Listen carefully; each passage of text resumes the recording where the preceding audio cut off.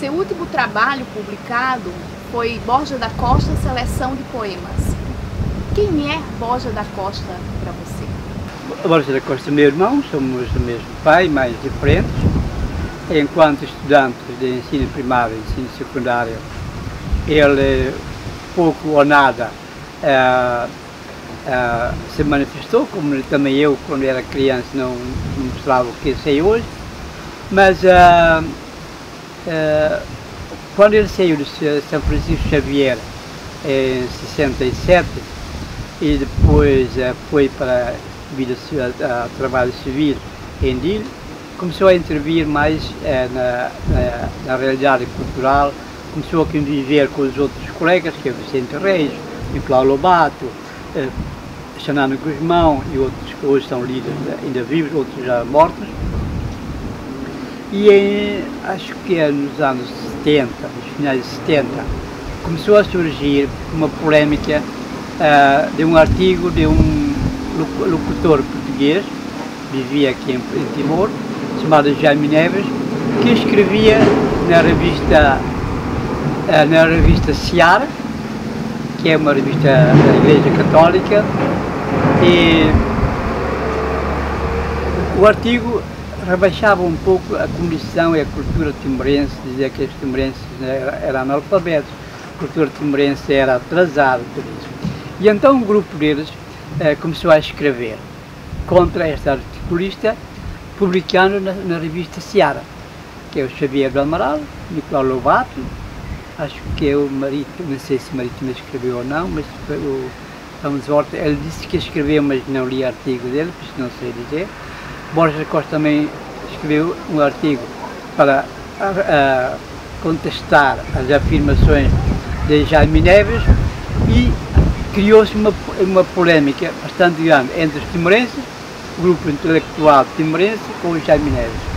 E aquilo começou a acender e a entrar já nas questões políticas mesmo. E então o governador teve que proibir a publicação da revista durante 1 ou 2 anos. Esta é a grande intervenção deles como escritor.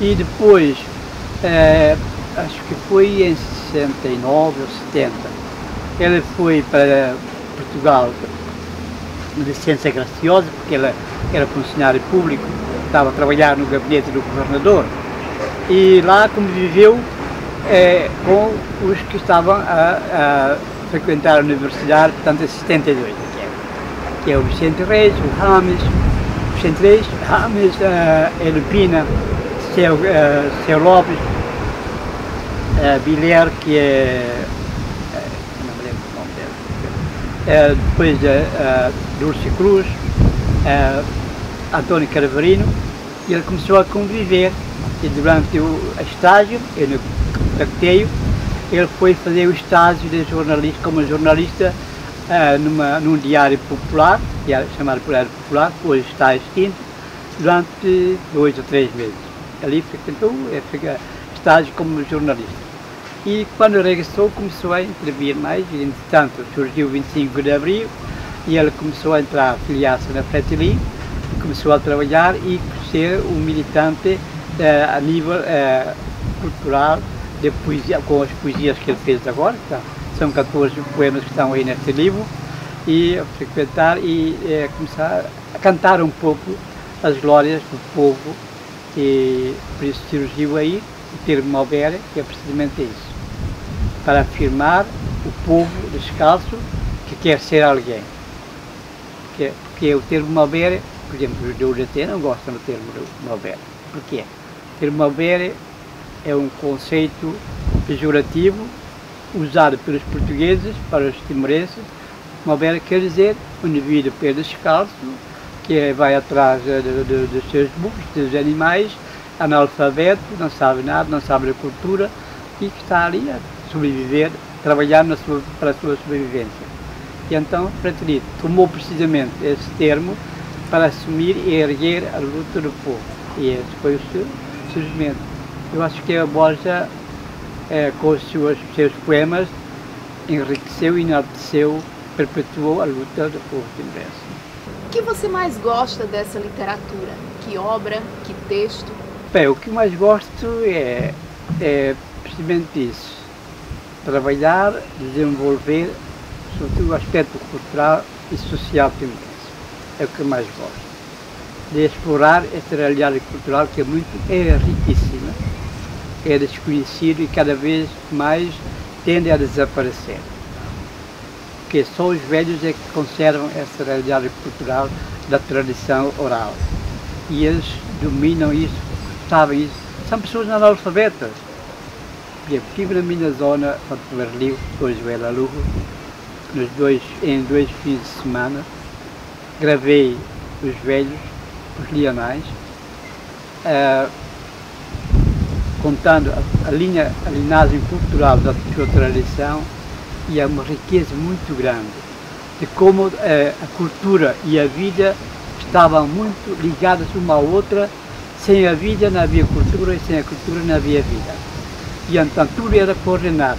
Sem nenhuma hora estabelecida, todas as coisas andavam e funcionavam dentro dessa linha da cultura.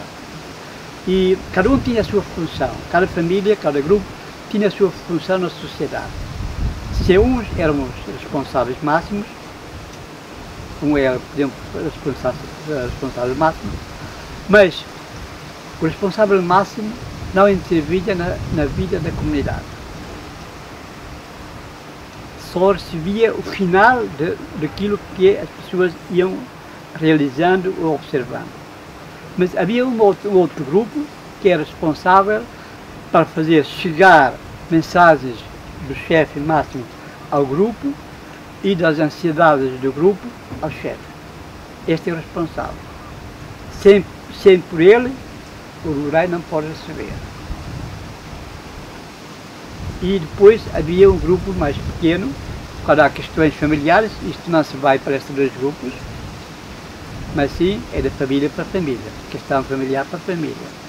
Mas, por exemplo, mesmo a sociedade, da organização, esta organização, por exemplo, quando há uma festa do reino, há quem é responsável pela segurança.